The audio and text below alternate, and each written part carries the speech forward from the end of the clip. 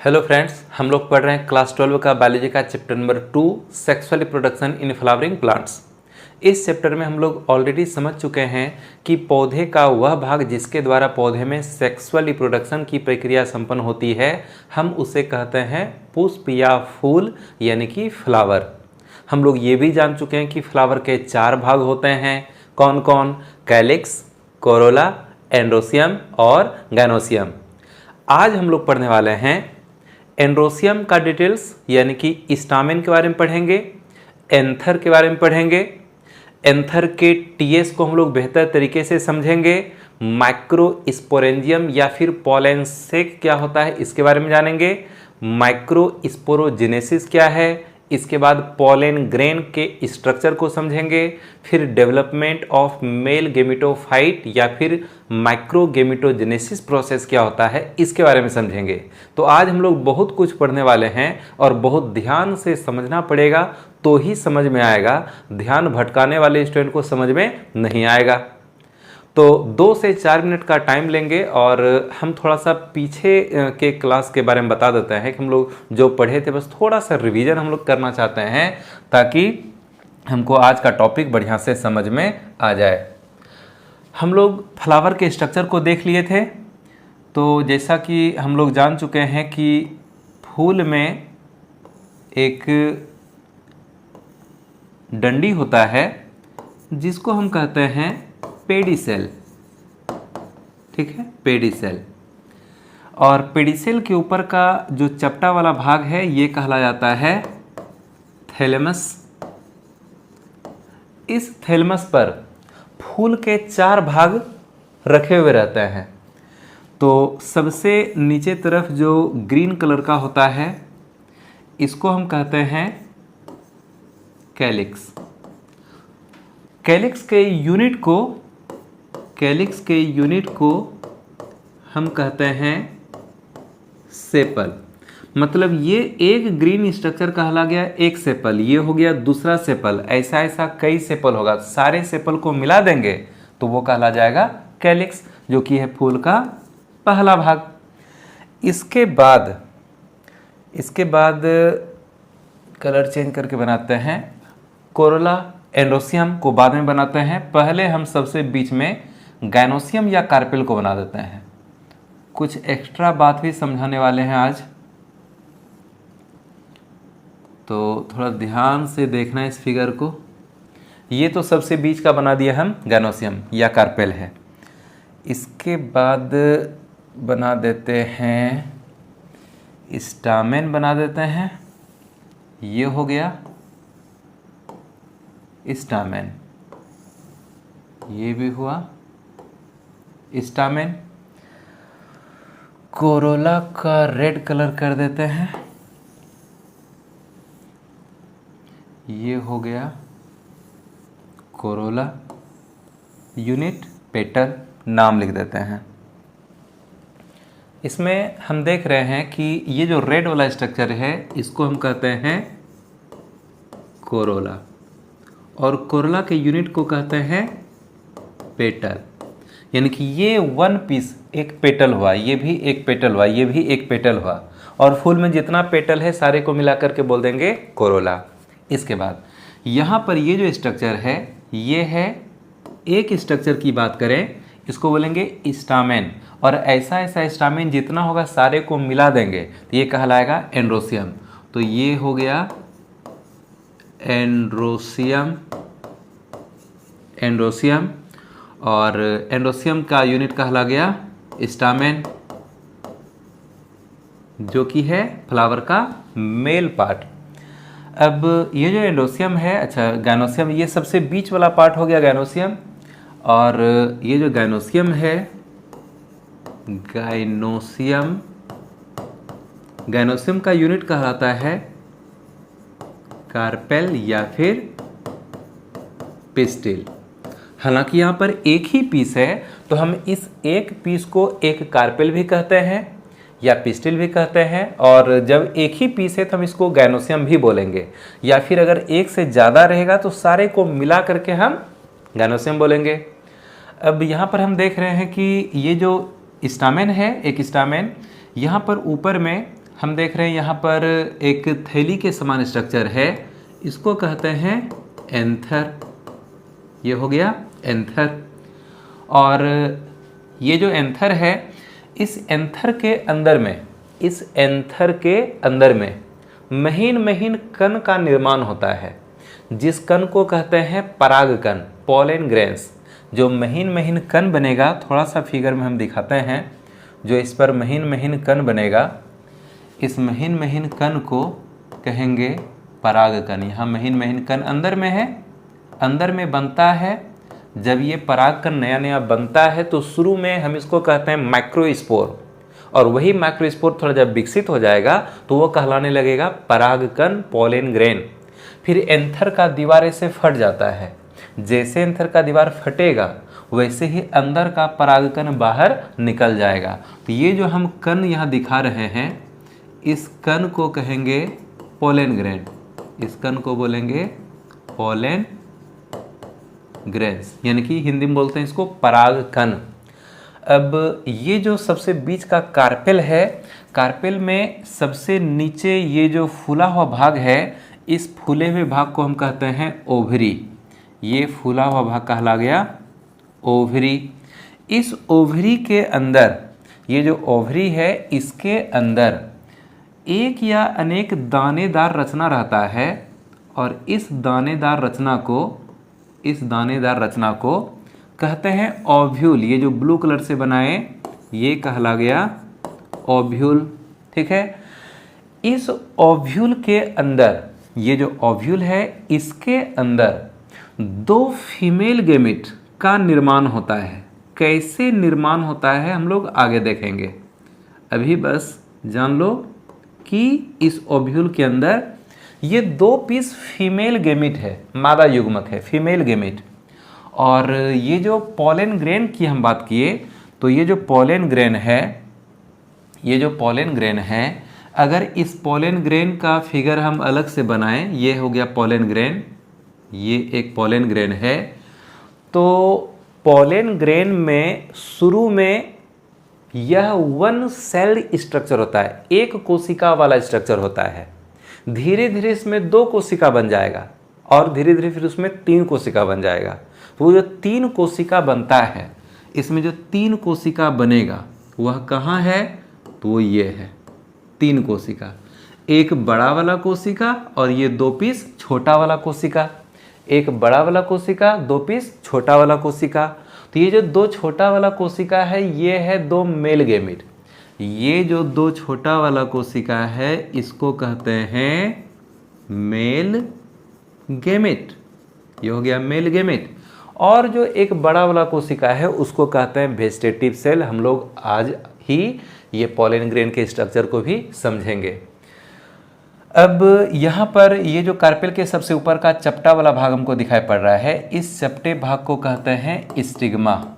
ये चपटा भाग कहलाता है स्टिग्मा। अब हम लोग को समझना पड़ेगा कि पॉलिनेशन किस तरह से होता है, फर्टिलाइजेशन किस तरह से होता है, और एक फूल से फल और बीज कैसे बनता है। हम लोग ये जो अभी जैसे बोले कि पॉलिनेशन होगा, फर्टिलाइजेशन होगा, फूल से फल और बीज बनेगा, एक लंबा प्रोसेस है। हम लोग काफ़ी डिटेल्स में पढ़ेंगे, लेकिन आने वाले हम लोग 4-5 वीडियो में जिस चीज़ को समझेंगे, अभी बस उसको 2 मिनट में हम समझा देते हैं।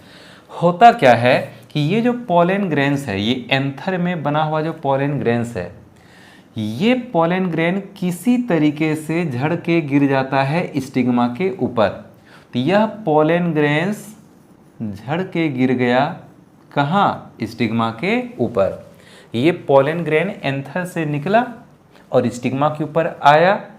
इसी प्रोसेस को हम कहते हैं पॉलिनेशन।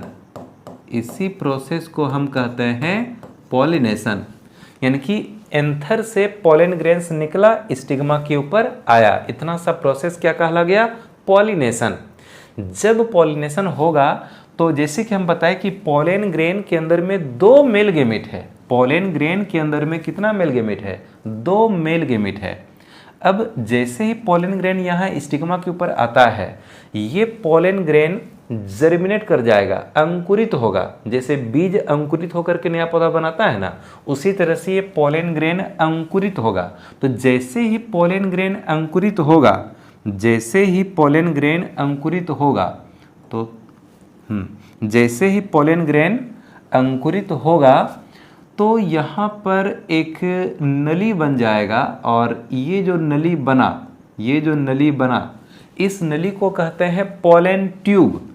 इस नली को बोलेंगे पोलन ट्यूब, पोलन ट्यूब। तो पोलन ट्यूब धीरे धीरे नीचे की ओर वृद्धि करने लगता है।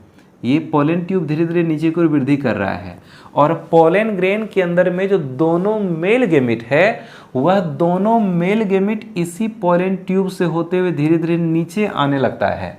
पोलन ट्यूब लगातार वृद्धि करते जा रहा है, करते जा रहा है, करते जा रहा है, और पोलन ट्यूब वृद्धि करते जा रहा है, करते जा रहा है। और ओव्यूल जो है यहाँ पर, ये जो ओव्यूल है, इसमें एक छिद्र होता है। इस छिद्र से होकर ये पोलन ट्यूब चला जाता है कहाँ? ओव्यूल के अंदर। ये पोलन ट्यूब वृद्धि करते करते कहाँ चला गया? ओव्यूल के अंदर। अब जैसे ओव्यूल के अंदर जाएगा तो पोलन ग्रेन में जो दो मेल गेमिट था, ये वाला जो दो मेल गेमिट था, ये दोनों मेल गेमिट धीरे धीरे आ जाता है कहाँ? ये दोनों मेल गेमिट आ जाएगा ओव्यूल के अंदर। तो ये एक मेल गेमिट और ये हो गया दूसरा मेल गेमिट। तो दो मेल गेमिट आ चुका है ओव्यूल के अंदर, और ये जो वेजिटेटिव सेल रहता है, ये जो थर्ड, ये जो बड़ा वाला सेल है, ये रास्ते में ही खत्म हो जाता है। तो अब यहाँ पर दो फीमेल गेमिट है पहले से ओव्यूल में, और ये दो मेल गेमिट आ चुका है। अब एक मेल गेमिट जुड़ जाएगा एक फीमेल गेमिट के साथ, दूसरा मेल गेमिट जुड़ जाएगा दूसरे फीमेल गेमिट के साथ, यानी कि ओव्यूल के अंदर एक साथ दो मेल गेमिट दो फीमेल गेमिट के साथ में फ्यूजन कर रहा है। इसको हम कहते हैं डबल फर्टिलाइजेशन। इसको हम बोलेंगे डबल फर्टिलाइजेशन, डबल फर्टिलाइजेशन। एस भी दे सकते हैं, जेड भी दे सकते हैं, ठीक है, दोनों सही है। तो ये कहलाएगा डबल फर्टिलाइजेशन। और जैसे ही डबल फर्टिलाइजेशन होगा, फूल का जो अधिकांश भाग है ये मुरझा करके झड़ के गिर जाएगा, और ये जो फूल का ओवरी है, ओवरी, ये ओवरी विकसित हो जाएगा फ्रूट में, ओवरी विकसित हो जाएगा फ्रूट यानी कि फल में। और ये जो ओव्यूल है, ये जो ओव्यूल है, ये विकसित होकर के बना लेगा सीड यानी कि बीज बना लेगा। तो फूल का अधिकांश भाग मुरझा करके झड़ के गिर जाएगा।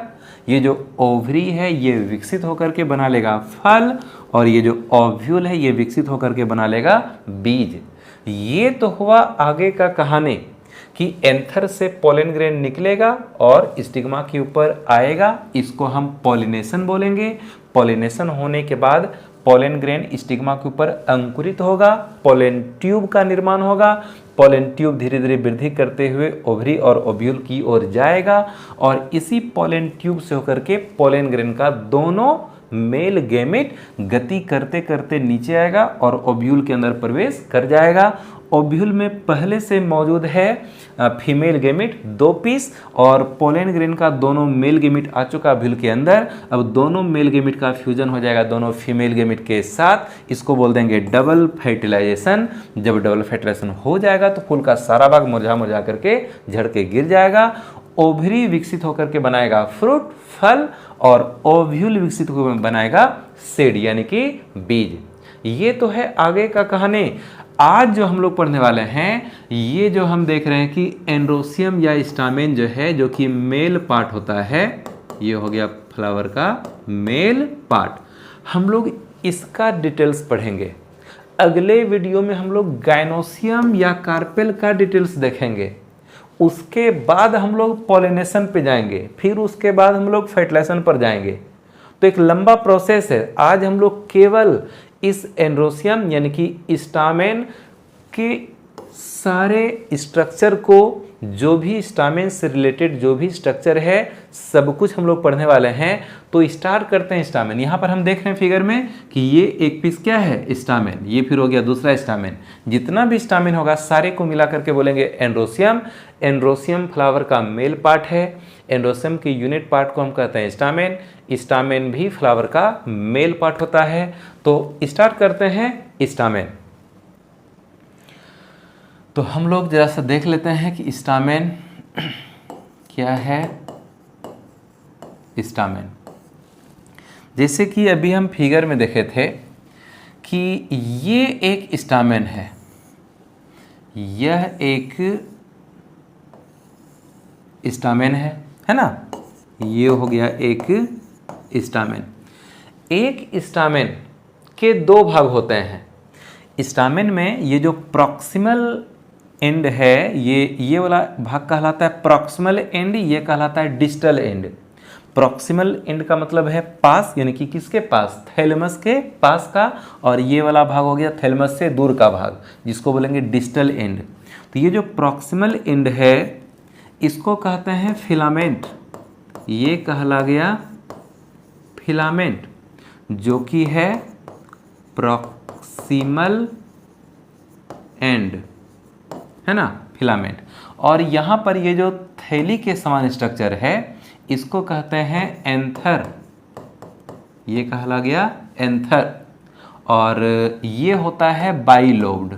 ये हो गया बाइलोब्ड, यानी कि दो लोब से बना हुआ। एक लोब ये है, दूसरा लोब ये है।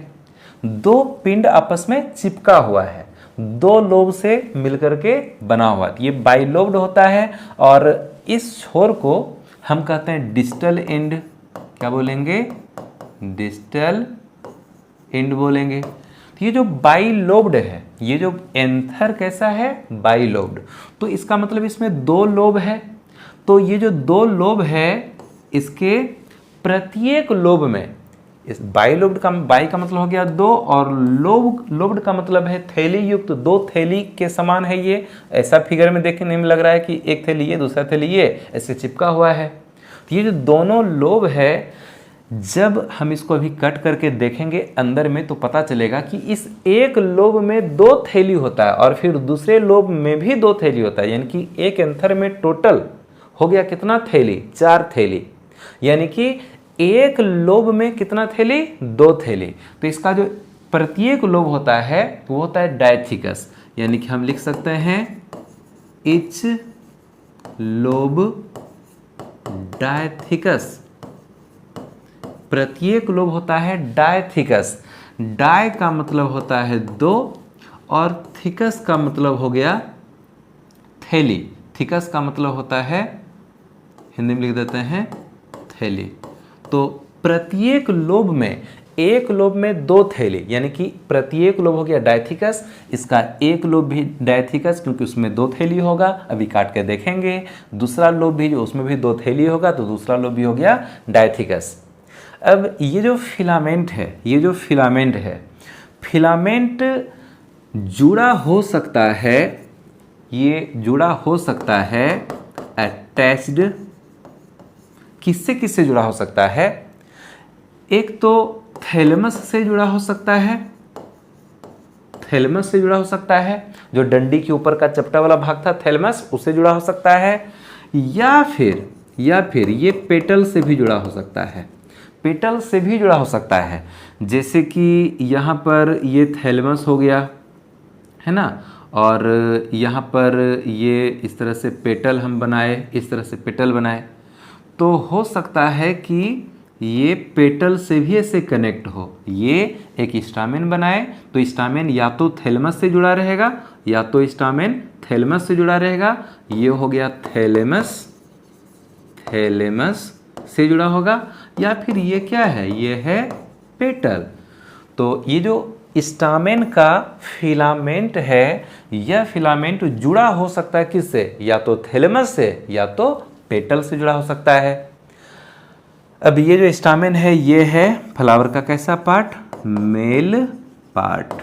ठीक है, इतना समझ में आया कि एक स्टामेन जो है ये फ्लावर का मेल पार्ट होता है, इसका दो भाग होता है, एक डंडी कहला गया फिलामेंट जो कि प्रॉक्सिमल एंड है, और एक ऊपर में थैली जिसको बोलते हैं एंथर, तो एंथर डिस्टल एंड होता है। एंथर प्रायः एंथर बाइलोब्ड होगा, दो लोब से बना होगा, और प्रत्येक लोब में दो थैली पाया जाएगा, यानी कि इसका प्रत्येक लोब कैसा होता है, डायथिकस होता है, और उस थैली के अंदर में पॉलन ग्रेन भरा रहेगा। तो हम लोग अभी तुरंत देखते हैं आगे। ये फिलामेंट जो है ये दो चीज़ों से जुड़ा हो सकता है, ये या तो फ्लावर के थैलमस से जुड़ा होगा या तो फ्लावर के पेटल से जुड़ा होगा। इतना क्लियर है।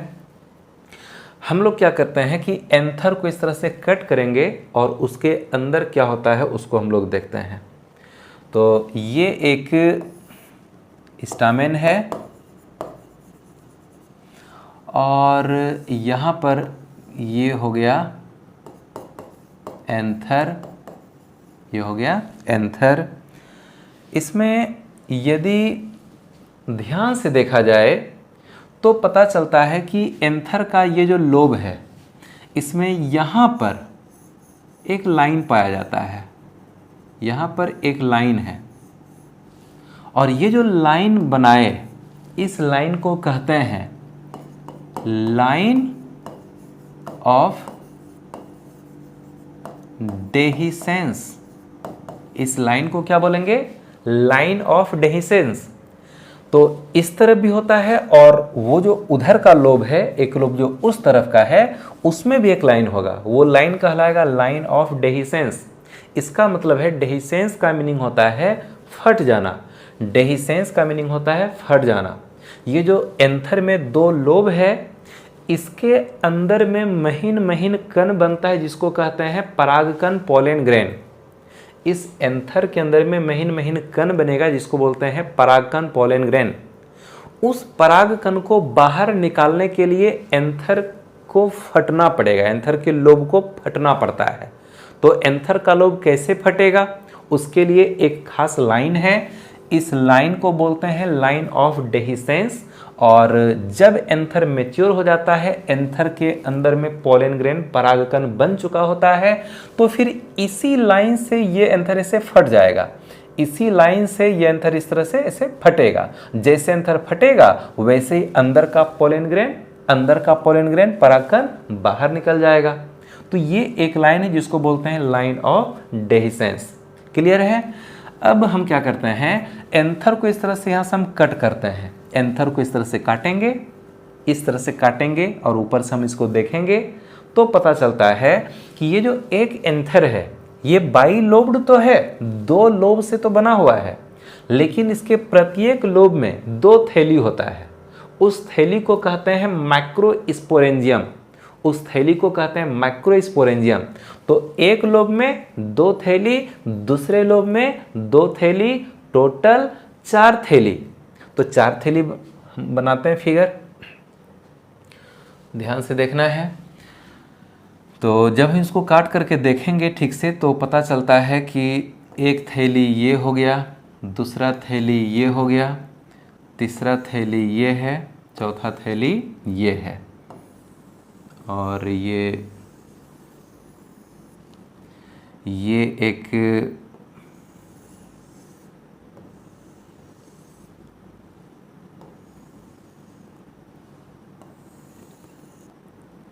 यहाँ पर ये हो गया फिलामेंट, ये हो गया फिलामेंट। हम क्या किए हैं, एंथर को यहाँ से कट मारे हैं, यानी कि टीएस ट्रांसवर्स सेक्शन काटे हैं।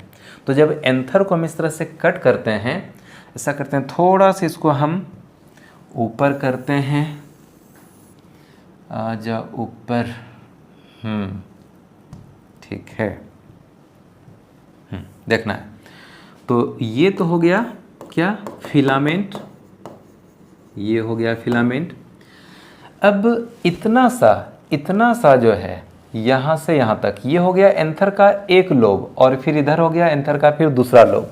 तो इसको लिख देते हैं, ये है इधर यहाँ से यहाँ तक, ये है one lobe of anther. Anther का ये हो गया इतना सा एक लोब, और इधर हो गया एंथर का फिर दूसरा लोब। है ना। एंथर में 2 लोब, प्रत्येक लोब में 2 थैली। जैसे इस लोब की बात करें तो इसमें 2 थैली है, एक थैली ये हो गया, दूसरा थैली ये हो गया। और ये जो थैली है, ये जो थैली है ये अंदर तक होता है, ये थैली बिल्कुल यहाँ अंदर तक होता है ऐसे, ये थैली बिल्कुल अंदर तक होगा, नीचे तक होगा, ये भी पूरा गड्ढा होगा। जैसे कि शर्ट में पैकेट होता है तो अंदर तक गड्ढा होता है ना, उसी तरह से यहाँ पर ये एक थैली है और ये पूरा अंदर तक रहता है, ये भी अंदर तक चारों। इस थैली को, ये जो थैली है, इस थैली को हम कहते हैं, इस थैली को हम कहते हैं माइक्रोस्पोरेंजियम, माइक्रोस्पोरेंजियम। ठीक है, ये थैली कहलाएगा माइक्रोस्पोरेंजियम। अब ये जो माइक्रोस्पोरेंजियम है कितना हो गया, 4 हो गया।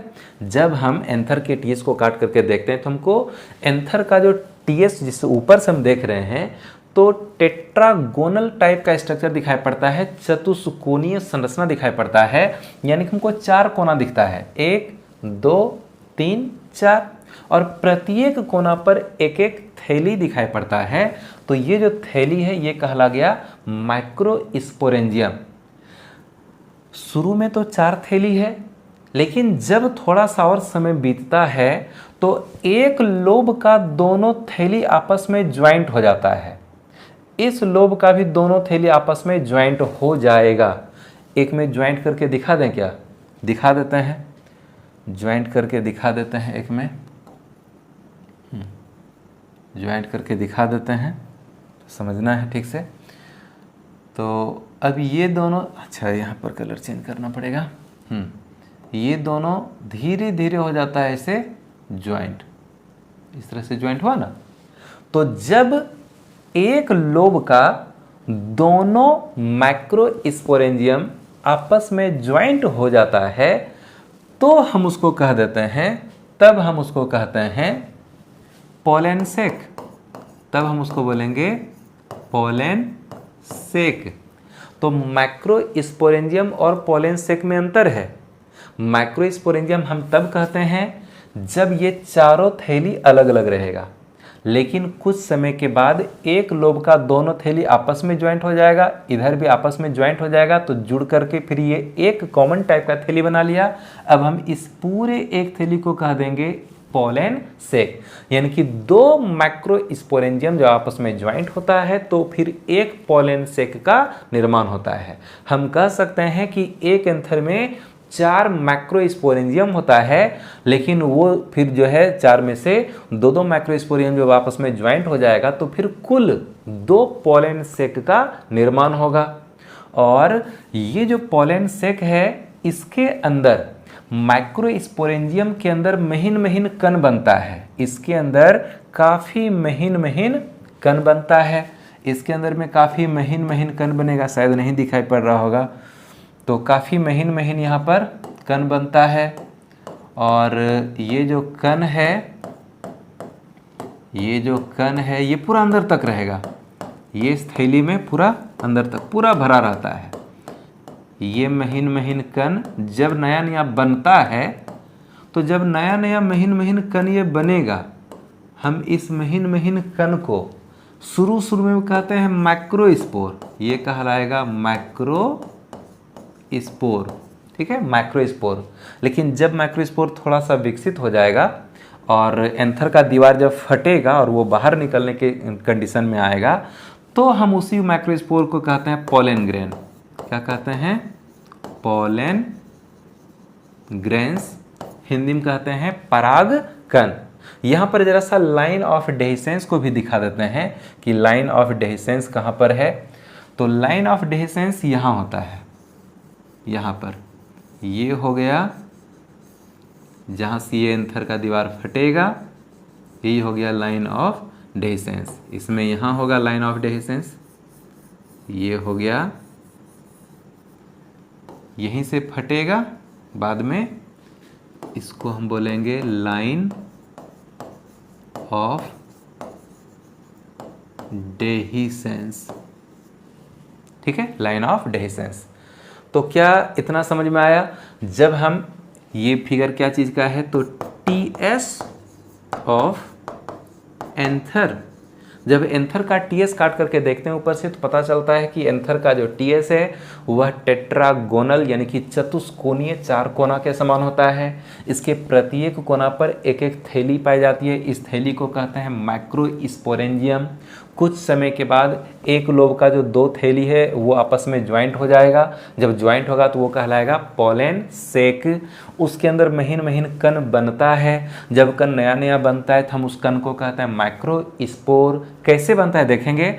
और वही माइक्रोस्पोर फिर बाद में कहलाने लगता है क्या, पोलन ग्रेन्स।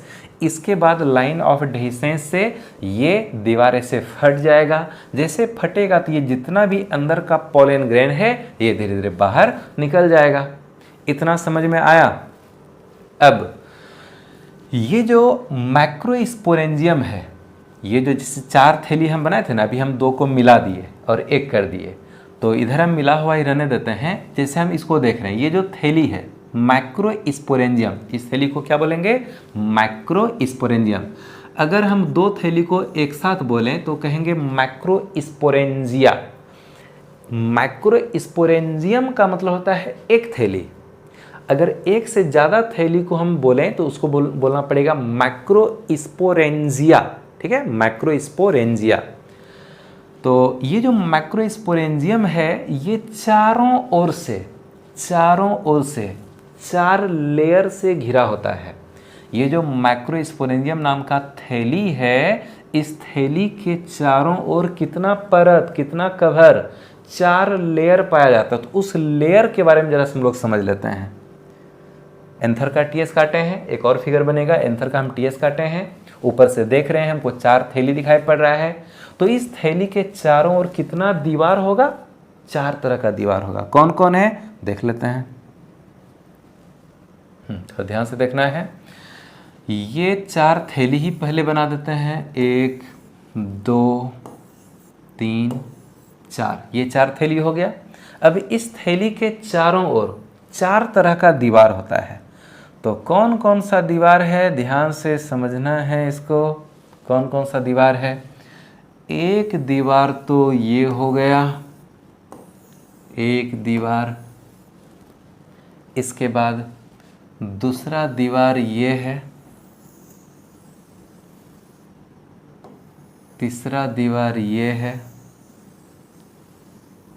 और चौथा दीवार ये है। ये 4 दीवार। फिगर को थोड़ा सा हम इधर करते हैं। अच्छा सिलेक्ट करके कर देते हैं, थोड़ा सा छोटा कर देते हैं फिगर। ठीक है, समझना है। तो ये एंथर का टीएस ही है और हमको 4 माइक्रोस्पोरेंजियम दिखाई पड़ रहा है। यहाँ पर ये जो वाइट या येलो कलर से दिखाई पड़ रहा है, यही है माइक्रोस्पोरेंजियम। थोड़ा सा हम इसको नीचे करते हैं, ये हो गया माइक्रोस्पोरेंजियम। ठीक है, माइक्रोस्पोरेंजियम ये थैली है, अंदर पूरा गड्ढा है, गोल गोल दिखाई पड़ता है। एंथर को काटेंगे, ऊपर से देखेंगे, ये बिल्कुल गोल गोल दिखाई पड़ता है तो पूरा अंदर में गड्ढा, माइक्रोस्पोरेंजियम। इसके बाहर अब हमको दिखाई पड़ रहा है 4 तरह का आवरण। कौन कौन सा आवरण है समझते हैं इसको ठीक से। सबसे बाहर का जो आवरण है, सबसे बाहर का जो आवरण है, इसको कहते हैं एपिडर्मिस। एपिडर्मिस, ये आवरण का नाम याद करना पड़ेगा और बाहर से अंदर को क्रम भी याद करना पड़ेगा। सबसे बाहर का जो आवरण है वो कहलाता है एपिडर्मिस। उसके ये जो सबसे बाहर का आवरण है, ये सबसे जो बाहर का आवरण है वो कहाँ से कहाँ तक, वो यहाँ से यहाँ तक, यानी कि 2 लाइन को मिला दें तो हम इसको एक आवरण मान के चल रहे हैं। ठीक है, तो ये हो गया एपिडर्मिस। अब उसके भी अंदर का ये जो आवरण है ये कहलाता है इंडोथेसियम। इंडोथेसियम, ठीक है। फिर उसके भी अंदर ये जो अगला आवरण है ये वाला, इसको कहते हैं मिडिल लेयर, और सबसे अंदर का ये वाला जो आवरण है इसको कहते हैं टेपिटम, इसको कहते हैं टेपिटम। तो 4 आवरण माइक्रोस्पोरेंजियम के बाहर, कितना आवरण? 4 आवरण। सबसे बाहर वाले को क्या बोलेंगे? एपिडर्मिस, उसके अंदर एंडोथेसियम, उसके अंदर मिडिल लेयर और सबसे अंदर टेपिटम। हम इस फिगर में देख रहे हैं कि टेपिटम जो लेयर है ये माइक्रोस्पोरेंजियम को चारों ओर से घेरे हुए है। टेपिटम माइक्रोस्पोरेंजियम को चारों ओर से घेर लिया है, लेकिन बाकी जो 3 लेयर है वो माइक्रोस्पोरेंजियम को चारों ओर से तो नहीं घेरा है, लेकिन पूरे एंथर के दीवार को घेर के रखा है। तो ये जो बाहर का 3 है, एपिडर्मिस, एंडोथेसियम, मिडिल लेयर, ये तीनों एंथर के दीवार में सबसे बाहर की चारों तरफ से होता है। और टेपिटम जो है ये प्रत्येक माइक्रोस्पोरेंजियम को चारों ओर से घेरे रहता है। इतना क्लियर हुआ? अब थोड़ा सा और ध्यान से समझना है। देखो, ये जो सबसे बाहर का 3 लेयर है, कौन कौन? एपिडर्मिस, एंडोथेसियम और मिडिल लेयर। इस तीनों का काम क्या है? तो ये तीनों एंथर को प्रोटेक्शन यानी कि सुरक्षा प्रदान करने का काम करता है। चारों तरफ से घिरा हुआ है तो अंदर का भाग सुरक्षित है ना, प्रोटेक्शन, सुरक्षा प्रदान करने का काम करता है। और ये एंथर के डेहिसेंस, एंथर के डेहिसेंस में भी हेल्प करता है। यानी कि जैसे बोले ना कि एंथर जब मैच्योर होता है तो एंथर का दीवार फटता है, इसको बोलते हैं डेहिसेंस, और अंदर का पोलन ग्रेन बाहर निकल जाएगा। तो एंथर का जो दीवार जब फटेगा उसका जो डेहिसेंस होगा तो उसमें कौन हेल्प करेगा? तो यही 3 लेयर। एनसीईआरटी बुक में इसी तरह से लिखा हुआ है, लेकिन रियल बात हम बताएं तो एंथर के दीवार को फटने में यानी कि डेहिसेंस में ये एंडोथेसियम हेल्प करता है। ठीक है, ये जो एंडोथेसियम है एक्चुअल में यही एंथर के दीवार को फटने में हेल्प करेगा, यानी कि डेहिसेंस में हेल्प करेगा। लेकिन एनसीईआरटी बुक में लिखा हुआ है कि ये तीनों एपिडर्मिस, एंडोथेसियम और मिडिल लेयर, ये तीनों एंथर के दीवार को फोड़ने में मदद करता है, डेहिसेंस में हेल्प करता है और ये प्रोटेक्शन भी प्रदान करता है। इसके बाद है यहाँ पर टेपिटम। टेपिटम के बारे में 2 खास बात जान लेना है। टेपिटम के बारे में 2 खास बात जान लेना है कि ये जो टेपिटम है, ये जो टेपिटम है यह न्यूट्रिटिव होता है। न्यूट्रिटिव का मतलब है पोषण युक्त। इसमें खाने पीने का चीज़ रहता है, इसमें ढेर सारा प्रोटीन होगा, इसमें कई प्रकार का फूड मटेरियल होगा। तो ये जो टेपिटम है जो कि माइक्रोस्पोरेंजियम को चारों ओर से घेरे हुए है, इस टेपिटम में भोजन रहता है। ये भोजन किसको मिलेगा? ये भोजन किसको मिलेगा? तो इसके अंदर जैसे कि हम बोले कि माइक्रोस्पोरेंजियम जो है, यहाँ ये थैली है, इसके अंदर में पोलन ग्रेन बनता है। तो जो विकसित हो रहा पोलन ग्रेन होता है उसको खाना पीना चाहिए, और वो खाना पीना कहाँ से मिलता है? टेपिटम से मिलता है, क्योंकि टेपिटम न्यूट्रिटिव है, पोषण युक्त है और उसमें ढेर सारा भोजन रहता है। तो ये जो टेपिटम है यहाँ का भोजन आएगा कहाँ? किसके पास? ये माइक्रोस्पोरेंजियम के पास। और यहाँ पर जो नया नया पोलन ग्रेन बनता है वो विकसित होता है, तो पोलन ग्रेन को खाना पीना मिलते रहता है। इसके बाद एक और बात यहाँ पर याद रखना है कि टेपिटम में जितना सेल्स है, जितना कोशिका है ना, टेपिटम का जो कोशिका होता है उसमें 1 से अधिक न्यूक्लियस प्रेजेंट रहेगा। टेपिटम के सेल्स में 1 से अधिक न्यूक्लियस प्रेजेंट रहता है। तो यहाँ लिख देते हैं सेल्स ऑफ टेपिटम, इसमें मोर देन 1 न्यूक्लियस, यानी कि 1 से अधिक न्यूक्लियस पाया जाता है। टेपिटम के सेल्स में 1 से अधिक न्यूक्लियस प्रेजेंट रहता है। अब 1 से अधिक न्यूक्लियस क्यों प्रेजेंट रहता है? क्योंकि टेपिटम के सेल्स को फूड बनाना है, पोलन ग्रेन को भोजन देने के लिए भोजन बनाना पड़ेगा, और भोजन बनाने के लिए ढेर सारा वर्क करने के लिए जो इसके पास एक न्यूक्लियस है वह 2 में डिवाइड कर जाता है। जैसे कि ये एक सेल है, इसके अंदर एक न्यूक्लियस है। अब हुआ क्या कि इसके न्यूक्लियस में डिवीजन हो गया। जैसे कोई भी सेल डिवीजन होता है तो पहले तो न्यूक्लियस ही डिवाइड करता है ना, तो न्यूक्लियस डिवाइड किया और कितना न्यूक्लियस बन गया, 2 न्यूक्लियस बना। तो एक सेल में 2 न्यूक्लियस बना और साइटोप्लाज्म का डिवीजन हुआ नहीं, तो एक सेल 2 में कन्वर्ट नहीं हुआ, सेल रह गया एक ही। लेकिन इसका जो एक न्यूक्लियस था वो डिवाइड होकर के 2 न्यूक्लियस बना लिया। अब 2 न्यूक्लियस का मतलब है इसका जेनेटिक मटेरियल डबल हो गया। तो जेनेटिक मटेरियल जब डबल हो गया तो ये ज़्यादा वर्क करेगा। ये टेपिटम का जो सेल है ये ढेर सारा भोजन बनाएगा। तो जब 2-2 न्यूक्लियस हो गया तो ये दोगुना वर्क करेगा, ढेर सारा भोजन बनाएगा और वही भोजन मिलेगा विकसित हो रहे परागकण को, जो कि कहां पर विकसित होगा, माइक्रोस्पोरेंजियम के अंदर।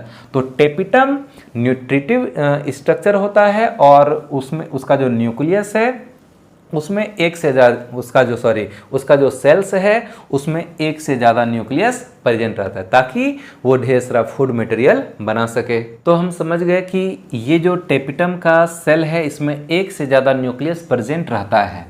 अब थोड़ा सा समझना पड़ेगा कि जब एंथर काफ़ी छोटा होता है, ठीक है, मतलब जब नया नया फूल बना ही है, जब नया नया फूल बना ही है तो फूल का सारा पार्ट्स नया नया छोटा छोटा बन रहा है, तो उसमें एंथर भी छोटा है, बहुत ही छोटा है। तो जब बिल्कुल छोटा सा एंथर रहता है तो उसमें ये जो मैक्रोस्पोरेंजियम हम जिसको बोलते हैं कि एक थैली है, मैक्रोस्पोरेंजियम है, ये ऐसा कुछ रहता है नहीं। जब बिल्कुल नया नया एंथर बनता है तो बस पूरा चारों ओर से कुछ लेयर है और यहाँ पर अंदर में जहाँ पर एक थैली अभी दिखाई पड़ रहा है, मैक्रोस्पोरेंजियम है, यहाँ पर मैक्रोस्पोरेंजियम के पास शुरू में एक टिश्यू प्रेजेंट रहता है, एक उत्तक भरा रहता है, यानी कि कोशिकाओं का गुच्छा, कोशिकाओं का समूह यहाँ पर मौजूद रहता है, कोई थैली नहीं रहता है। अभी थैली है, बाद में थैली बनेगा, लेकिन शुरू में जब एंथर छोटा बच्चा के समान होता है, जब फूल नया नया बन ही रहा होता है, तो उस समय मैक्रोस्पोरेंजियम के पास में एक उत्तक, एक टिश्यू प्रेजेंट रहता है जिसको कहते हैं स्पोरोजिनस टिश्यू।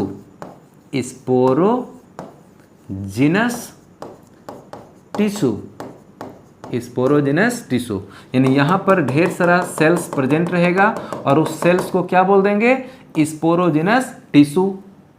सारे सेल्स को यानी कि कोशिकाओं के समूह को हम कहते हैं उत्तक, यानी कि group of cells is called tissue. तो इस टिश्यू को हम बोल देंगे क्या, स्पोरोजिनस टिश्यू। और स्पोरोजिनस टिश्यू में जितना भी सेल्स है, स्पोरोजिनस टिश्यू में जितना सेल्स है उस सेल्स को कहते हैं माइक्रोस्पोर मदर सेल, या इसी को कहते हैं पोलन मदर सेल,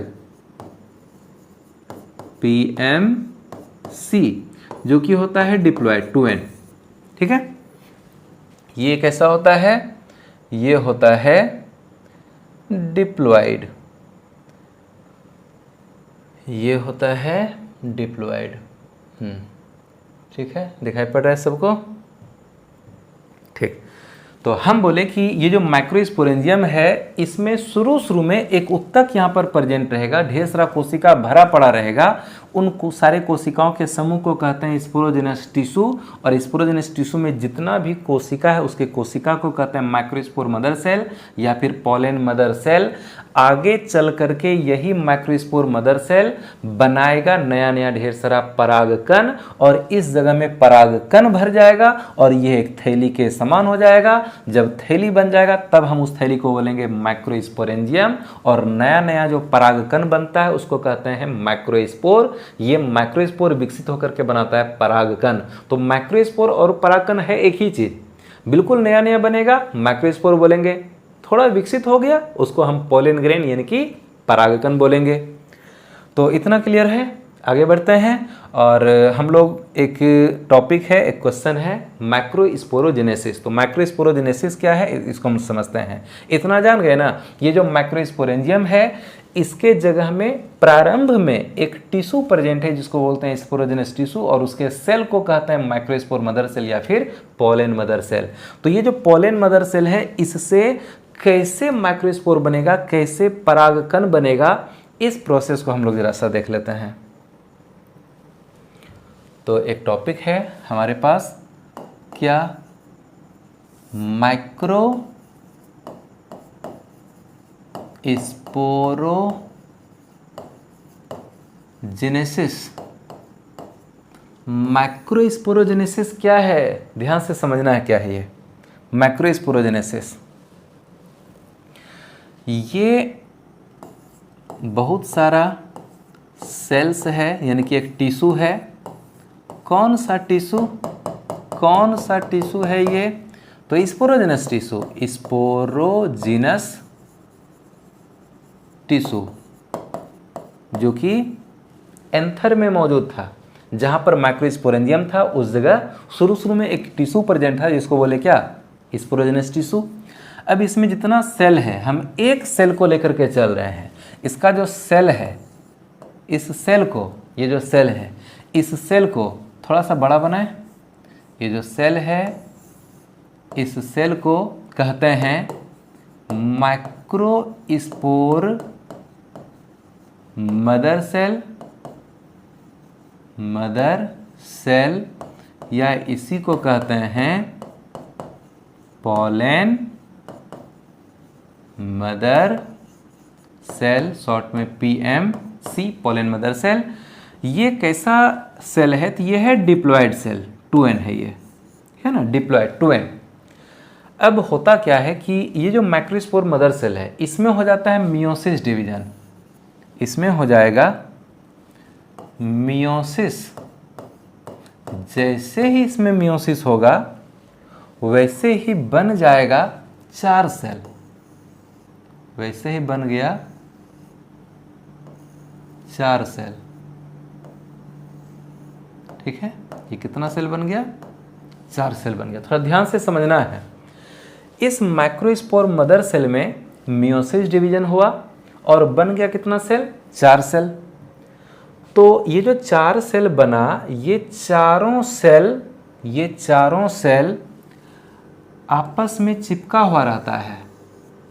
ठीक है, ये चारों सेल आपस में चिपका हुआ रहता है।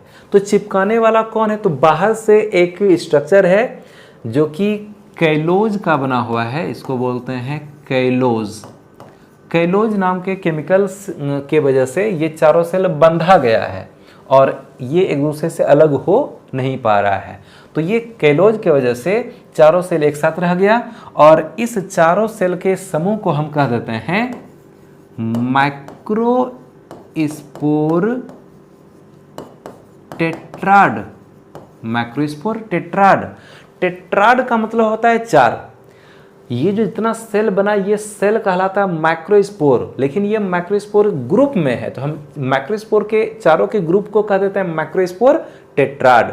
ये इसका प्लॉइडी क्या होगा, क्योंकि मियोसिस हो गया है ना, तो डिप्लॉयड सेल में मियोसिस हुआ, अब बनने वाला सेल तो हैप्लॉयड होगा, तो ये हो गया N। ये कैसा हो गया, हैप्लॉयड हो गया, है ना। अब उसके बाद यहाँ पर एक एंजाइम काम करेगा, इसके ऊपर एक एंजाइम आ जाएगा कैलेज नाम का एंजाइम। तो कैलेज एंजाइम आया और कैलोज को नष्ट कर दिया। तो कैलेज एंजाइम आएगा, ये जो कैलेज एंजाइम है ये टेपिटम में बनता है, तो टेपिटम में बना कैलेज एंजाइम और आया, कैलोज को नष्ट कर दिया, गला दिया।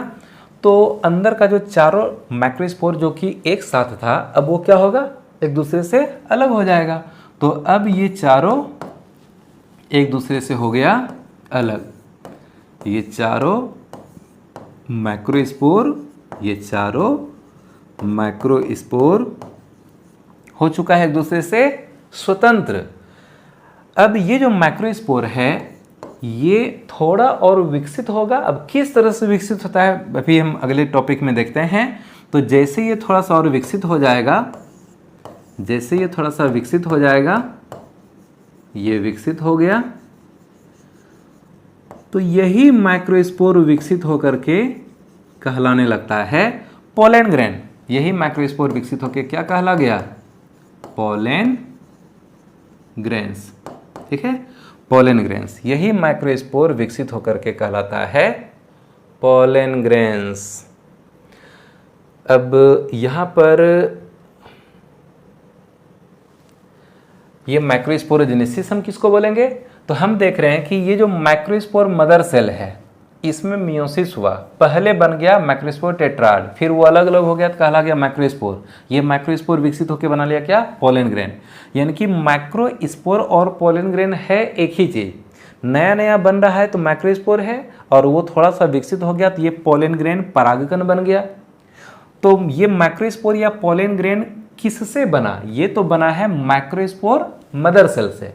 जितना भी माइक्रोस्पोर मदर सेल है सबसे बनेगा माइक्रोस्पोर या पोलन ग्रेन। हम तो एक को लेकर के दिखाए, जितना भी यहाँ पर स्पोरोजेनस टिश्यू में जितना भी सेल्स है ये सभी सेल्स कहलाता है माइक्रोस्पोर मदर सेल, और सभी माइक्रोस्पोर मदर सेल आगे मियोसिस करेगा और बनेगा माइक्रोस्पोर। माइक्रोस्पोर विकसित होकर बनाएगा पोलन ग्रेन। तो माइक्रोस्पोर मदर सेल या फिर पोलन मदर सेल से माइक्रोस्पोर या पोलन ग्रेन बनने की प्रक्रिया को हम कहते हैं माइक्रोस्पोरोजेनेसिस। थोड़ा सा लिख देते हैं, शॉर्ट में लिखते हैं। जैसे हम पोलन मदर सेल को क्या लिखे?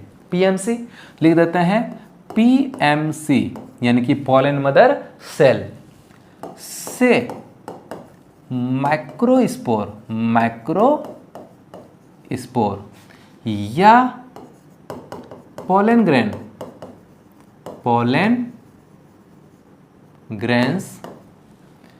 बनने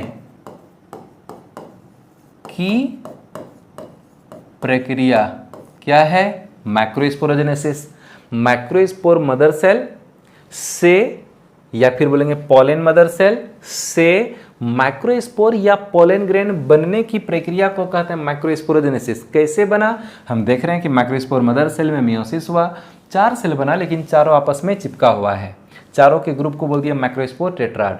फिर ये अलग अलग हो गया, कहला गया माइक्रोस्पोर। फिर ये थोड़ा विकसित हो गया, बन गया क्या? Pollen grain.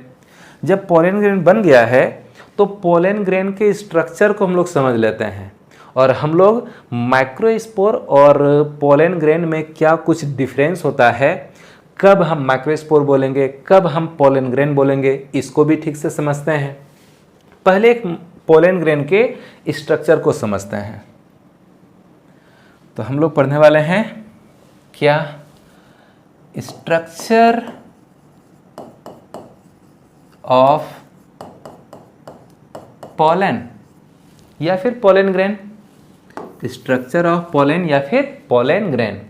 तो हम यहाँ पर जो पोलन ग्रेन बनाने वाले हैं, अभी जो हम पोलन ग्रेन बनाएंगे वह एक्चुअल में उसको माइक्रोस्पोर बोलेंगे। तो पोलन ग्रेन कब बोलेंगे वो भी बताएंगे। पहले हम फिगर बना देते हैं। तो थोड़ा ध्यान से समझना है। ये पोलन ग्रेन या पोलन का एक प्लाज्मा मेम्ब्रेन है। इसके अंदर में यहाँ पर न्यूक्लियस प्रेजेंट है। पोलन ग्रेन के बाहर में 2 लेयर होता है, 2 कवर होता है। जो पोलन ग्रेन है उसके बाहर 2 कवर होता है। तो हम कवर बना देते हैं। एक कवर, चलो ये हो गया एक कवर। इसके बाहर एक और कवर बना देते हैं। तो इसके बाहर हम किस कलर का यूज़ करें? इस कलर का यूज़ कर लेते हैं। इसके बाहर एक और कवर बना देते हैं। ये जो सबसे बाहर का कवर है, ये जो सबसे बाहर का कवर है, थोड़ा सा हम पेन मोटा करें। इसका कुछ खास डिजाइन है, इस डिजाइन को थोड़ा पहचानना है। ये नुकीला नुकीला टाइप का स्ट्रक्चर है और मोटा होता है ये। तो थोड़ा सा हम इसको कलर भी कर देते हैं। ठीक है, हम इसको थोड़ा कलर भी कर दिए। थोड़ा सा टाइम लगेगा हमको कलर करने में। ठीक है, सबसे बाहर का ये लेयर मोटा नुकीला टाइप का है। ठीक है, ये हो गया मोटा नुकीला टाइप का। दिखाई पड़ रहा है ना, मोटा नुकीला।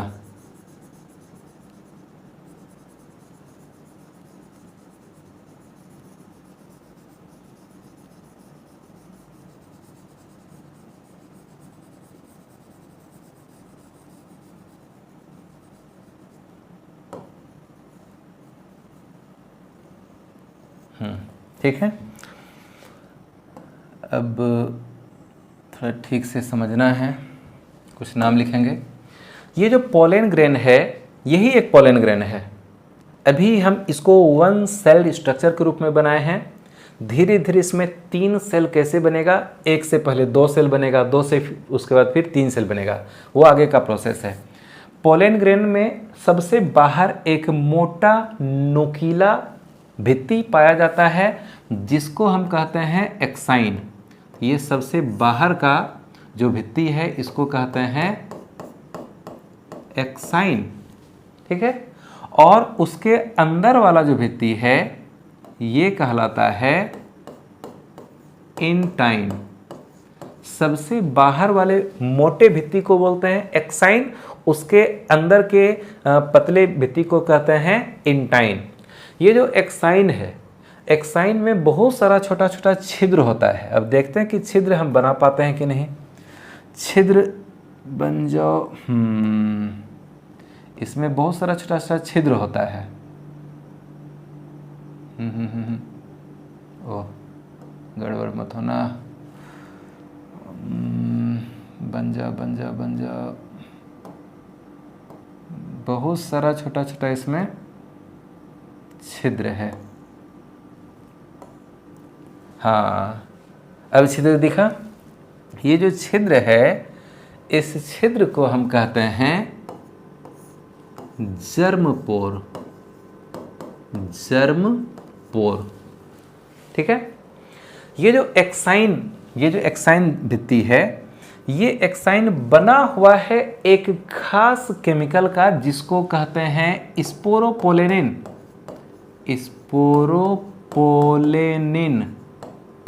ठीक है। ये जो एक्साइन भित्ति है ये किसका बना हुआ है, स्पोरोपोलेनिन का बना हुआ है। और स्पोरोपोलेनिन के बारे में हम कुछ और भी बताएंगे। लेकिन ये जो छिद्र है, छिद्र का क्या मतलब है। ये जो जर्म पोर हम नाम दिए कि बहुत सारा छिद्र है छोटा छोटा, इसका मतलब क्या है। इसका मतलब ये है कि इस जगह में स्पोरोपोलेनिन नहीं है। यहाँ पर ये जो जर्म पोर है यहाँ पर स्पोरोपोलेनिन एब्सेंट है। यहाँ लिख देते हैं स्पोरोपोलेनिन एब्सेंट। जर्म पोर के पास स्पोरोपोलेनिन नहीं है, इसीलिए वहाँ छेद बन गया है। और बाकी जगह में जहाँ जहाँ स्पोरोपोलेनिन है वह एक कवर बनाया, इसको बोलते हैं एक्साइन। ये जो स्पोरोपोलेनिन है इसके बारे में कुछ खास बात समझ लेना है। ये जो स्पोरोपोलेनिन है ये काफ़ी ज़्यादा मोस्ट रेसिस्टेंट ऑर्गेनिक मटेरियल है। ये जो स्पोरोपोलेनिन है ये है मोस्ट रेसिस्टेंट ऑर्गेनिक मटेरियल। इसका क्या मतलब है, मोस्ट रेसिस्टेंट ऑर्गेनिक मटेरियल का क्या मतलब है। यह काफ़ी ज़्यादा रेसिस्टेंट है, इस पर किसी भी केमिकल्स का कोई प्रभाव नहीं पड़ेगा, ये खराब होता नहीं है। तो क्या क्या चीज़ का प्रभाव नहीं पड़ता उसको ज़रा सा समझ लेते हैं। तो ये हाई टेम्परेचर को सहन कर सकता है। अधिक टेम्परेचर पर भी एक्साइन खराब नहीं होता है, मतलब यही है। यह स्ट्रॉन्ग एसिड एंड एल्कली को भी सहन कर सकता है। मतलब स्ट्रॉन्ग एसिड इसके ऊपर दे दिया जाए, स्ट्रॉन्ग एल्कली यानी कि हिंदी में इसको बोलते हैं स्ट्रॉन्ग एसिड को प्रबल अम्ल, स्ट्रॉन्ग एल्कली को प्रबल क्षार। तो प्रबल अम्ल प्रबल क्षार जो स्ट्रॉन्ग एसिड स्ट्रॉन्ग एल्कली है इसके ऊपर अगर दिया जाए, जैसे हाइड्रोक्लोरिक एसिड दे दिया जाए किसके ऊपर, एक्साइन के ऊपर, तो ये नहीं गलेगा, ये खराब नहीं होगा। NaOH का भी लिक्विड जैसे कि एल्कली है, सोडियम हाइड्रोक्साइड का घोल, वो इसके ऊपर डाल दिया जाए एक्साइन के ऊपर, तो भी इस एक्साइन गलने वाला नहीं है। तो ये हाई टेम्परेचर पर भी सुरक्षित रह जाता है। स्ट्रॉन्ग एसिड स्ट्रॉन्ग एल्कली के भी इफेक्ट से भी ये प्रभावित होता नहीं है। और ये जो है इसके ऊपर कोई भी एंजाइम्स डाल दिया जाए, ठीक है, एक्साइन के ऊपर यानी स्पोरोपोलिनिन के ऊपर कोई भी एंजाइम की सहायता से हम इसको तोड़ना चाहें तो भी ये टूटता नहीं है। ये काफ़ी ज़्यादा रेसिस्टेंट ऑर्गेनिक मटेरियल है।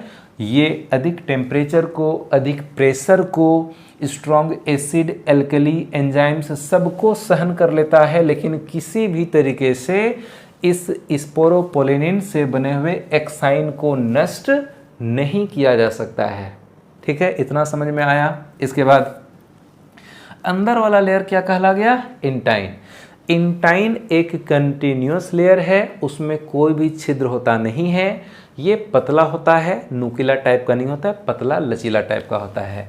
अब ये जो अंदर में ब्लू कलर से बनाए हुए हैं, ये ब्लू वाला स्ट्रक्चर ही है मेन पोलन ग्रेन। तो पोलन ग्रेन का जो सेल मेम्ब्रेन है इसको हम बोलेंगे प्लाज्मा मेम्ब्रेन। ये हो गया प्लाज्मा मेम्ब्रेन। इसके अंदर का लिक्विड कहला जाएगा क्या? साइटोप्लाज्म। और ये अभी इसमें न्यूक्लियस है ना? तो हम इसको बोलेंगे, ये जो फिगर है ये क्या चीज़ है?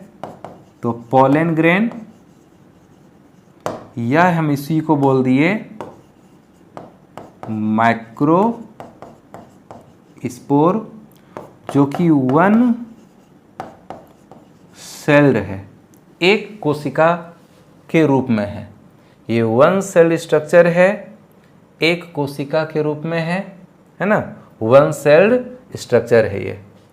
तो क्या इतना समझ में आया? हम बोले कि ये जो पोलन ग्रेन है, पोलन ग्रेन शुरू में unicellular structure, one cell structure होता है। धीरे धीरे इसमें 2 सेल बनेगा, धीरे धीरे उसमें फिर 3 सेल बनेगा। तो जब ये 3 सेल बनेगा तो उसमें से 2 सेल मेल गेमिट कहलाता है। आगे हम लोग अभी तुरंत देखते हैं। पोलन ग्रेन के बाहर 2 कवर होता है। सबसे बाहर का मोटा नुकीला और छिद्रित जो कवर है उसको बोलते हैं एक्साइन। और एक्साइन स्पोरोपोलिनिन नाम के केमिकल का बना होता है। ये मोस्ट रेसिस्टेंट ऑर्गेनिक मटेरियल है। इस पर high temperature, high pressure, strong acid, alkali, enzymes किसी का कुछ असर नहीं होता, ये सुरक्षित रहता है।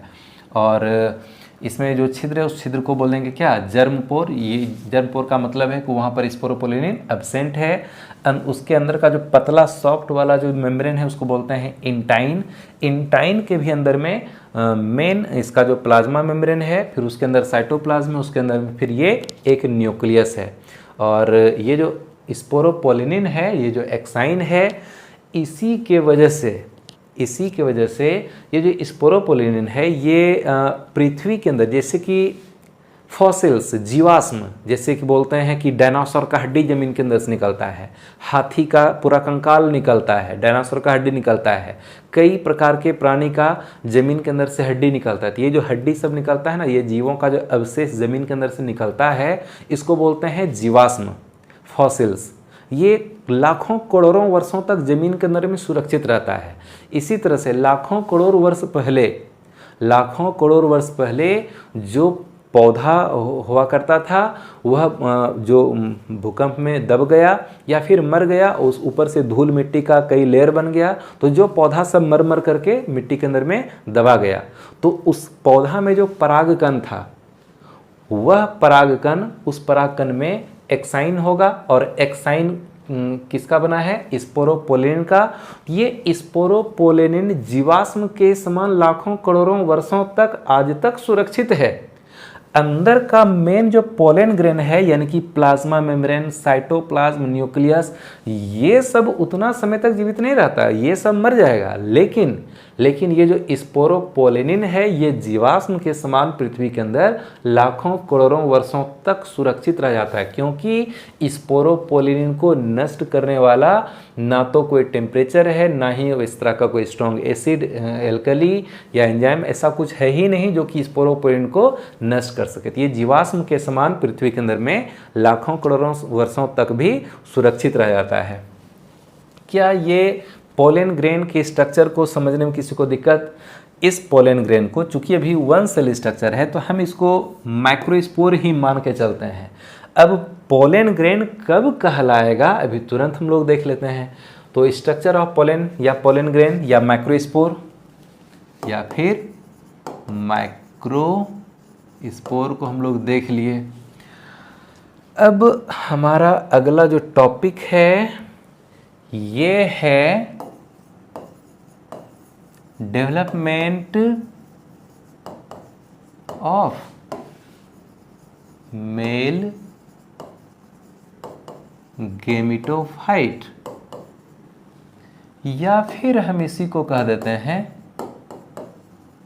माइक्रोगेमिटोजेनेसिस। माइक्रोगेमिटोजेनेसिस। ये गेमिटोफाइट का क्या मतलब है?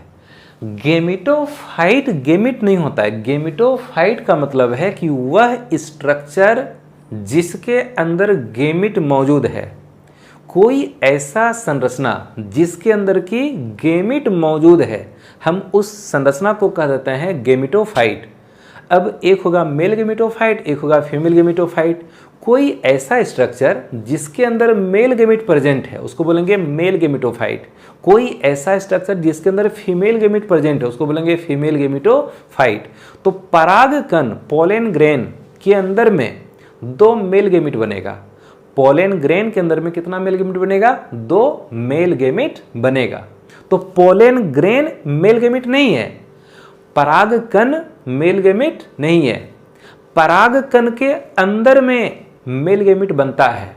तो परागकण वह संरचना है जिसके अंदर मेल गेमिट बनता है। तो हम परागकण को, पोलन ग्रेन को कहते हैं मेल गेमिटोफाइट।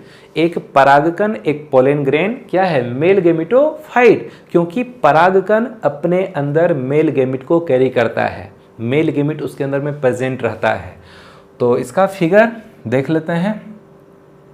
और जब एक परागकण के अंदर जब एक कंप्लीट 2 मेल गेमिट बन जाएगा, हम इसी प्रोसेस को कहते हैं माइक्रोगेमिटोजेनेसिस। पोलन ग्रेन के अंदर जब 2 पीस मेल गेमिट बन जाएगा, इस प्रोसेस को बोलेंगे माइक्रोगेमिटोजेनेसिस। या फिर पोलन ग्रेन में जब मेल गेमिट बन गया तो एक मैच्योर मेल गेमिटोफाइट बन गया ना, तो हम इसको डेवलपमेंट ऑफ मेल गेमिटोफाइट भी कहते हैं। तो देखते हैं जरा सा फिगर। समझना है थोड़ा ध्यान से। ये है एक पोलन ग्रेन, ठीक है, ये है एक पोलन ग्रेन। अभी उतना हम नहीं बना रहे हैं, कौन एक्साइन है कौन इंटाइन है, उतना स्ट्रक्चर अब नहीं बना रहे हैं। बस ये एक पोलन ग्रेन है, ठीक है। ये हो गया एक पोलन ग्रेन और 1 सेल्ड स्ट्रक्चर में है, 1 सेल्ड, एक सेल है इसमें और एक न्यूक्लियस भी प्रेजेंट है। एक सेल एक न्यूक्लियस इसमें प्रेजेंट है। तो ये इसका क्या है? न्यूक्लियस है।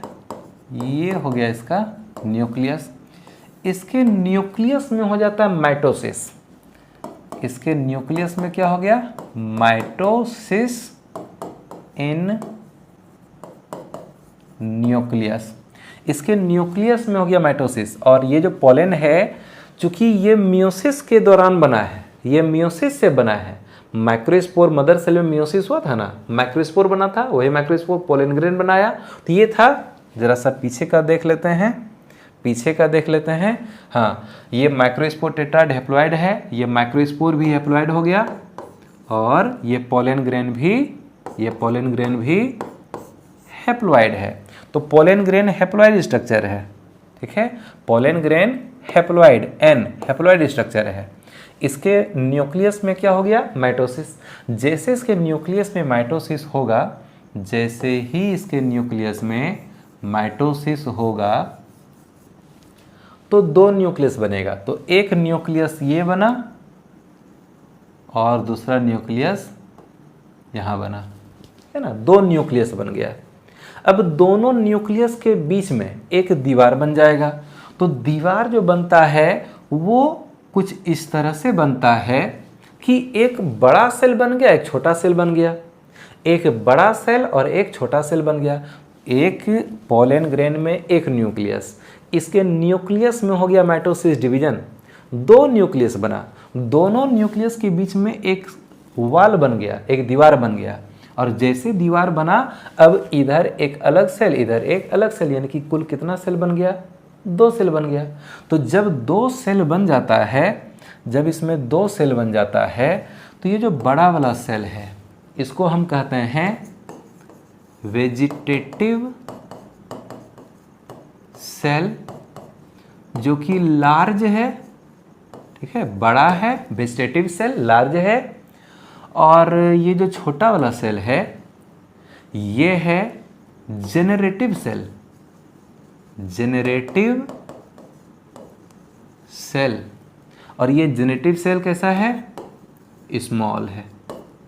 और ये जेनरेटिव सेल का अगर शेप पूछा जाए, कभी कभी एग्जाम में आता है कि जेनरेटिव सेल की आकृति कैसी होती है, तो ये जो इस तरह का आकृति है ना, हम इसको बोलते हैं स्पिंडल शेप, स्पिंडल शेप। यानी कि कुछ इस तरह का जो होता है ना, ये कुछ सेल इस तरह का पतला थोड़ा लंबा होता है, पतला लंबा, इसको बोलते हैं स्पिंडल सेल। तो याद रखना कि जेनरेटिव सेल की जो आकृति है वो स्पिंडल के समान स्पिंडल शेप की होती है। क्लियर? अब ये दोनों सेल हैप्लॉइड है, दोनों सेल कैसा है? हैप्लॉइड, हैप्लॉइड, दोनों सेल हैप्लॉइड है। तो फिर हम इसको बोलेंगे क्या? पोलन या पोलन ग्रेन। थोड़ा ध्यान देना है, ये जो जब तक एक सेल के रूप में है तो हम इस पोलन को माइक्रोस्पोर ही कहते हैं, यहां तक ये माइक्रोस्पोर है ना। लेकिन जब इसमें कम से कम 2 न्यूक्लियस बन गया, जब इसमें कितना न्यूक्लियस बन गया? 2 न्यूक्लियस, ये 2 सेल जब बन चुका है, तो 2 सेल बन जाने के बाद अब हम इसको बोलते हैं पोलन या पोलन ग्रेन, यानी कि ये हुआ एक्चुअल परागकण। तो ये हो गया 2 सेल्ड। ये कितना सेल का बना हुआ है? 2 सेल का बना है। यहाँ था 1 सेल का बना हुआ, यहाँ हो गया 2 सेल का बना हुआ। तो जब पोलन ग्रेन में जब 2 सेल बन जाता है तो वही तब एक्चुअल पोलन ग्रेन है, वास्तविक परागकण यही है। और यहाँ तक को हम क्या बोलेंगे? माइक्रोस्पोर बोलेंगे। क्लियर? अब होता क्या है आगे? वो जो हम बताए थे कि शुरू में पॉलिनेशन होता है, एंथर से परागकण निकलता है और स्टिग्मा के ऊपर आता है। एंथर से परागकण निकलता है, स्टिग्मा के ऊपर आता है। कहाँ बताए थे? यहाँ बताए थे। एंथर से परागकण निकला था, स्टिग्मा के ऊपर आया था, इसको हम क्या बोले थे? पॉलिनेशन बोले थे ना। तो एंथर का दीवार फटता है, परागकण बाहर निकलता है ना। एंथर का दीवार फटेगा, line of dehiscence, line of dehiscence वहाँ से फटेगा और परागकण बाहर निकलेगा। कहाँ आएगा? स्टिग्मा पर आएगा। आगे का प्रोसेस फिर आगे बढ़ेगा, हम लोग आगे बात करेंगे। तो एंथर का दीवार जब फटता है, परागकण जब बाहर निकलता है, तो वह परागकण किस कंडीशन में रहता है? ये परागकण किस कंडीशन में रहता है? अभी हम देख रहे हैं परागकण में कितना सेल बन चुका है? 2 सेल बन चुका है। अभी 3 सेल बनेगा, अभी एक और प्रोसेस आगे बढ़ेगा और 3 सेल बन जाएगा। एक परागकण के अंदर में कितना सेल बनेगा? 3 सेल बनेगा। लेकिन अभी कितना सेल बना हुआ है? 2 सेल बना हुआ है। एक है वेजिटेटिव सेल, एक है जेनरेटिव सेल। यहाँ पर एक खास बात समझ लेना है कि 60%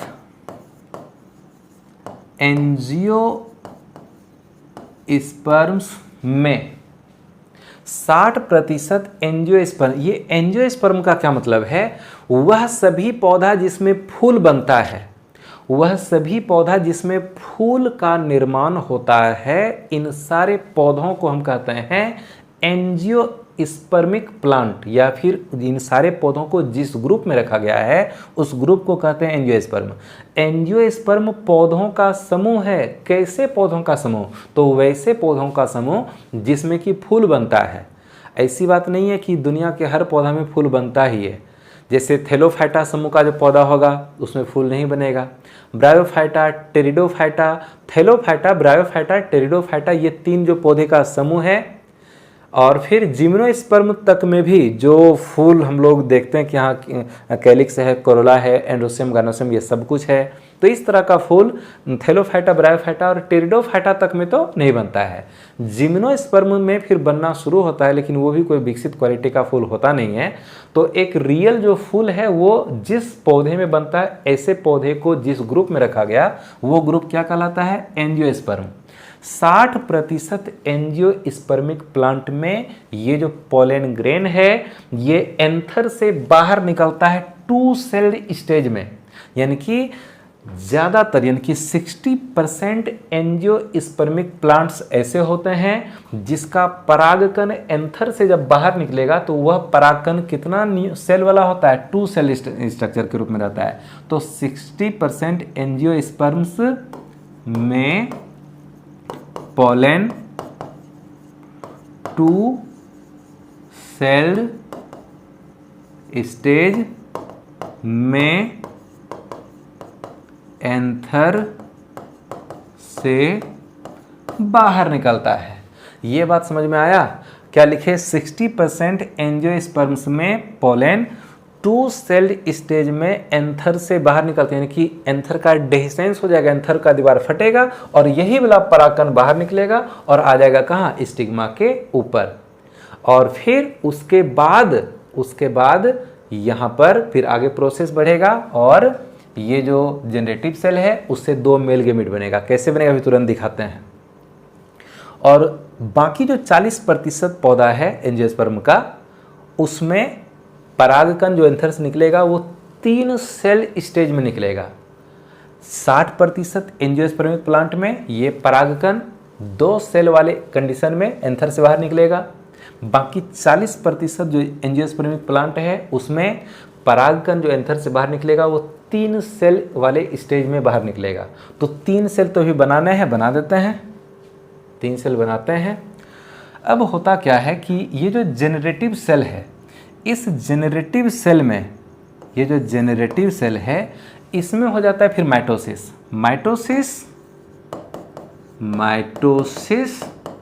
इन जेनरेटिव सेल। केवल इस छोटे सेल में माइटोसिस होगा, बड़े वाले सेल में नहीं होगा, सिर्फ इसमें माइटोसिस होगा। अब जैसे इसमें माइटोसिस होगा तो ये वाला विभाजन करके कितना सेल बनाएगा? 2, और एक पहले से ये वाला है तो एक ये रह गया, फिर 2 यहाँ नया बन जाएगा। बनाते हैं। देखना है ध्यान से। ये चलो अभी बनाते हैं, फिर उसको हम नीचे कर देंगे। तो यहाँ पर जब ये वाला थोड़ा सा नीचे कर देते हैं, देखना है थोड़ा ध्यान से।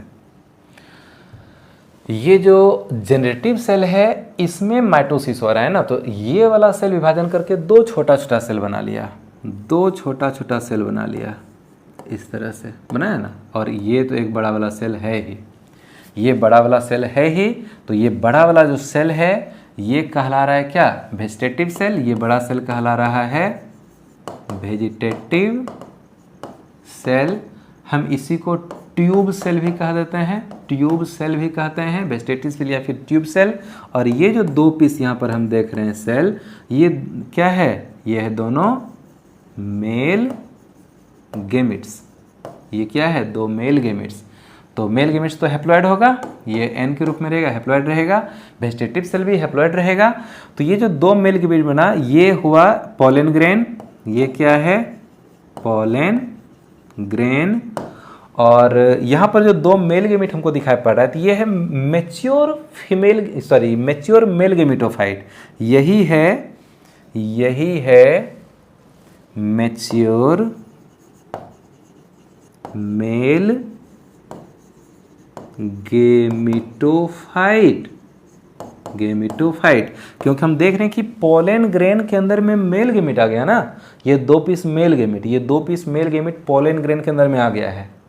तो जिस संरचना के अंदर मेल गेमिट प्रेजेंट हो उसी संरचना को हम कहते हैं मेल गेमिटोफाइट। तो वह कौन सा संरचना है जो कि मेल गेमिट को कैरी करता है? तो वह है पोलन ग्रेन। और यहाँ पर जो पोलन ग्रेन है, ये जो पोलन ग्रेन है, इसमें कितना सेल बन चुका है? 3 सेल। ये 3 सेल स्ट्रक्चर है।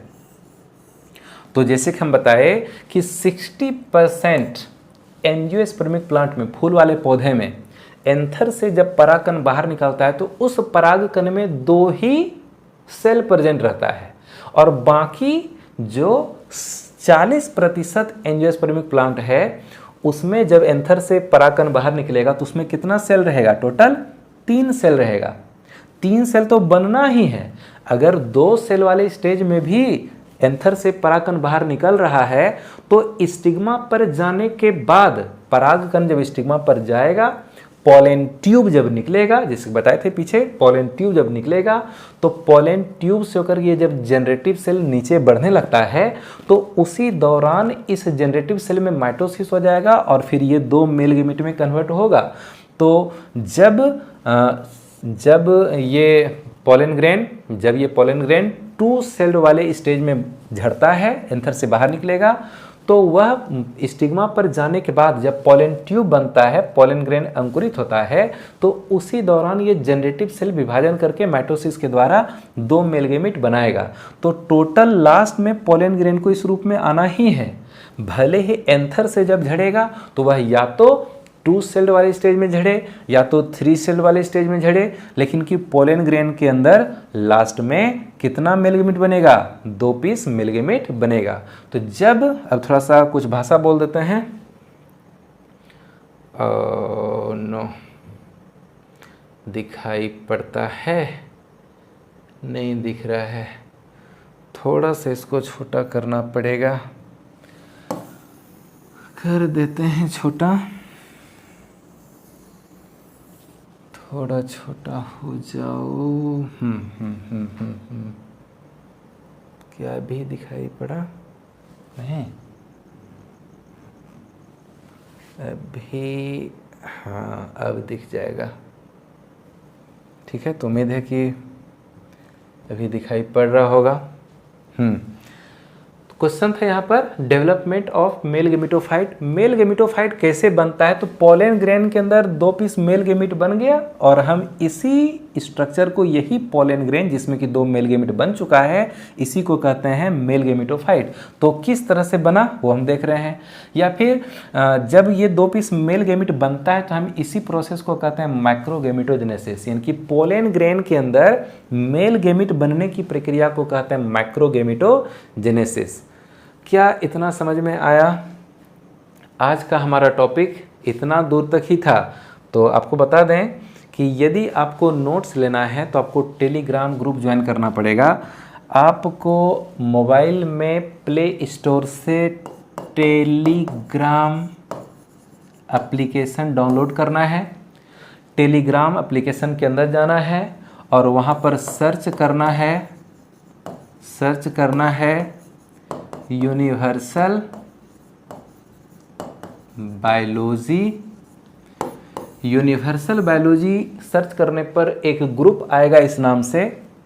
ग्रुप के अंदर जाना है और नीचे ज्वाइन बटन होगा,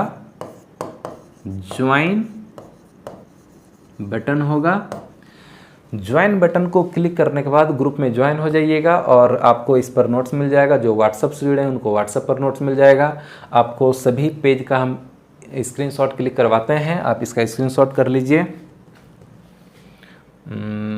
यहाँ से, हाँ यहाँ से है, लीजिए स्क्रीनशॉट। इसको हम हटा देते हैं। ठीक, स्क्रीनशॉट इसका लीजिए। नेक्स्ट इसका भी लेना है, नेक्स्ट इसका भी, नेक्स्ट इसका भी, इसका भी, ये भी, ये भी, और हो गया कंप्लीट। आज हम लोग बहुत कुछ पढ़े। अगले क्लास में हम लोग पढ़ने वाले हैं गायनोसियम या कार्पेल का फुल डिटेल्स, जिसमें हम लोग ओव्यूल के स्ट्रक्चर को समझेंगे। हम लोग फीमेल गेमिटोफाइट या फिर माइक्रोगेमिटोजेनेसिस, मेगा गेमिटोजेनेसिस और मेगा स्पोरोजेनेसिस, ये सब चीज़ हम लोग पढ़ने वाले हैं।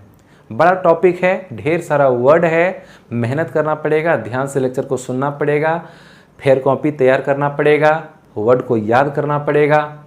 ठीक है, तो मेहनत करते रहिए। मिलते हैं हम लोग अगले क्लास में, तब तक ऑल द बेस्ट।